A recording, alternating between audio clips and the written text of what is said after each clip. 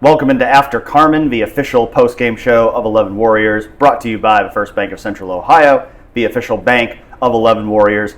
42-3 win for Ohio State tonight over Minnesota. Easy work for the Buckeyes under the night sky here in Ohio Stadium. And I think any questions, any maybe overreactions about the passing game and Julian Sayin's ability to throw a deep ball, I think were answered in a big way tonight, as Julian Sayin was spectacular once again, 23 of 27 for over 300 yards. Carnell Tate with a monster game, 183 yards on 9 catches and a touchdown. Jeremiah Smith also adding 2 touchdowns, and I think a showing tonight.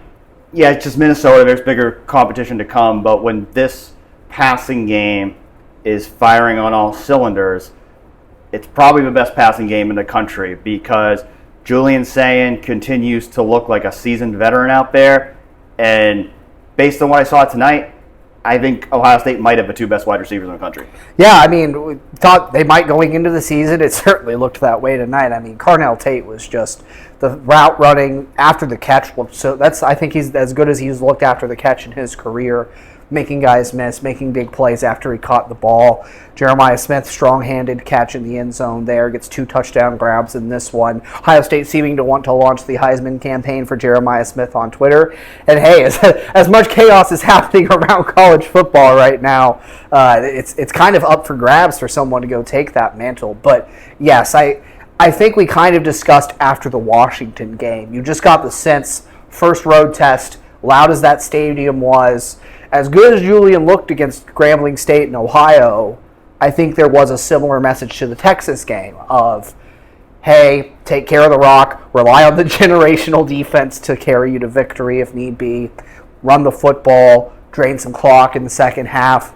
And I think there were deep shots there against Washington, who was playing a conservative defense and taking a lot of them away. But it was just game management, and they wanted to make sure that they weren't losing the game on offense. And in this one, they come out and say, all right, chuck it downfield. And that's what it felt like. Just early in the game, we're taking deep shots, even the one to Jeremiah down the sideline early that got broken up. It kind of set that tone of, this is going to be a little different. And man, some of the throws Julia made in this game. The one to Max Clare over the middle, I think it was about a 30-yard gain where he gets hit basically as he's throwing. And you think, oh, that's a dangerous throw. It's going to get picked off. No, it lands right in Max Clare's arms. The accuracy on some of those deep shots, man, they were like, Carnell only had a half a step on that one on the far sideline from us in the press box. That was a big gain early in this one, and just put it right in the spot that it needed to be on a deep ball. The accuracy, again, you mentioned 23 of 27, and this passing game, it was clicking on all cylinders tonight, the way I think it could the rest of the season, now that you have those first 2 big tests from a new quarterback behind you, big road game, first big game. I think even the next time Ohio State plays a big game or plays a road game next week, we could see more of that downfield action. And it did help that Minnesota chose to play a lot of man coverage tonight. Mm-hmm. Carnell Tate said it after a game. They were surprised how much man Minnesota decided to play them, and since they decided to do that, Ohio State said, all right, we're going to go attack it. So they certainly did, but to your point, I think we've seen through 5 games with this team, there's multiple ways in which this Ohio State team can win football games. And the biggest reason why is because their defense is really damn good.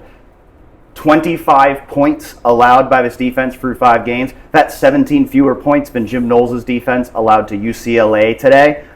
This defense, it's 5 games. Not every opponent is the same. But I think we've seen enough at this point to say this defense is elite. It sure looks like the best defense in the country. And I think what stood out to both of us tonight was we're not necessarily going to highlight one player on the defense tonight because it wasn't necessarily one. It wasn't like last week where Caden Curry and Caden McDonald were the clear standouts. There wasn't necessarily one player on the defense who clearly stood out above the rest. It's just this defense is doing such a good job of playing as one, of all 11 players out there on the field doing their jobs, execution. You're seeing very few coverage busts, missed assignments out there, and it's just allowing this defense to play dominant football week in and week out. Absolutely. Like you said, that was the number one thing that stood out to this game. Back end to front end to back end, however you want to say it. Minnesota had nowhere to run the ball in this one. And Darius Taylor's a good back. I know he's been injured. banged up. Just came off of the injury list for them in this one. But they, like, every time Minnesota tried to run the ball, it felt like there were 12 men on the field. Ohio State even came out in a 3-3-5 on a first down.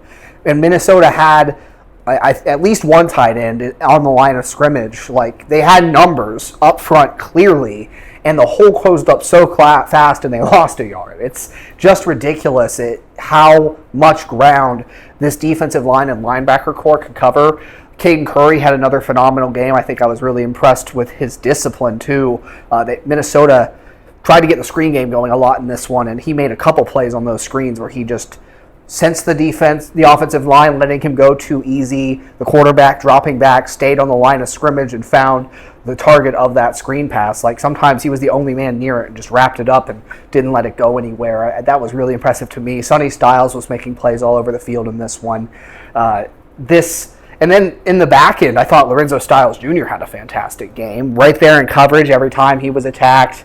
Obviously, the punt return, getting a little creative there with the Brandon and his throwback across the sideline.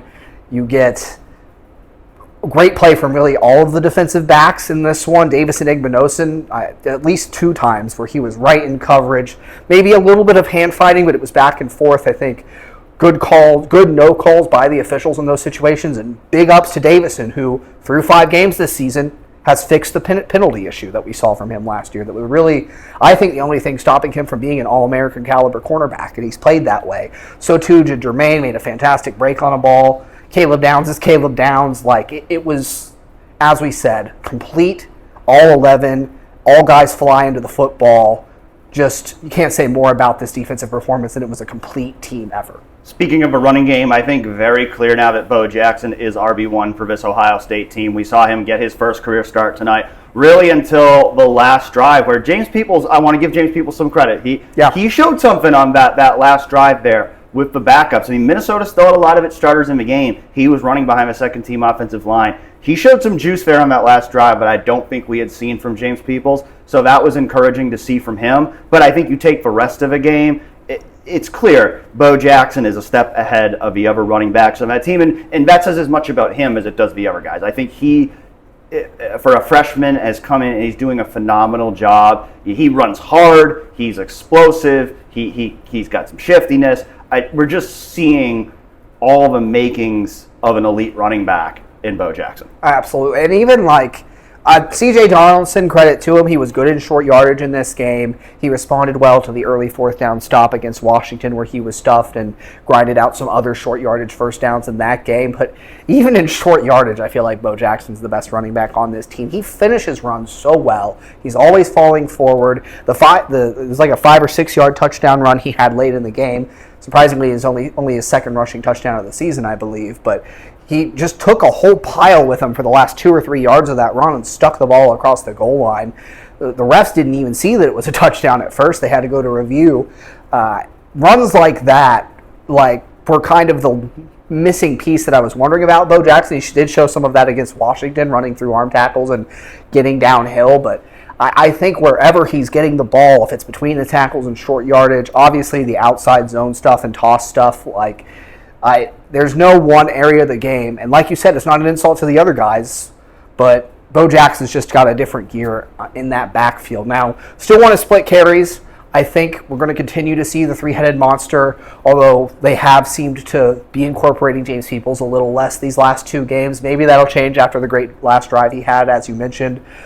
Seemed to be running angry. I think he took it personal, maybe, that he's not getting as many touches, but I think keeping Bo Jackson, we talked about it. You learned the lesson from Travion Henderson in 2021 where he has the big breakout freshman year. They put a lot on his back, and he kind of gets worn down as the season goes.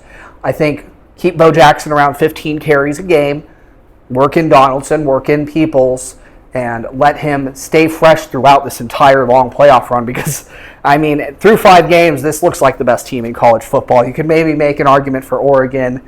Some of the wins they've compiled. Miami also looks really good, but I just think the way this defense is playing, they're always going to be in football games, and if the offense is explosive like they were today and makes some of those big plays, it's tough to think of any team I'd pick up over Ohio State right now. Well, it's already almost Sunday here, so it's probably Sunday by the time you're listening to this. But Sunday at noon, we will be back for more with Chase Brown for 11 Warriors Live. For now, this has been After Carmen, presented to you by the First Bank of Central Ohio, the official bank of 11 Warriors. For now, he's Andy Anders. I'm Dan Hope. Thanks for joining us.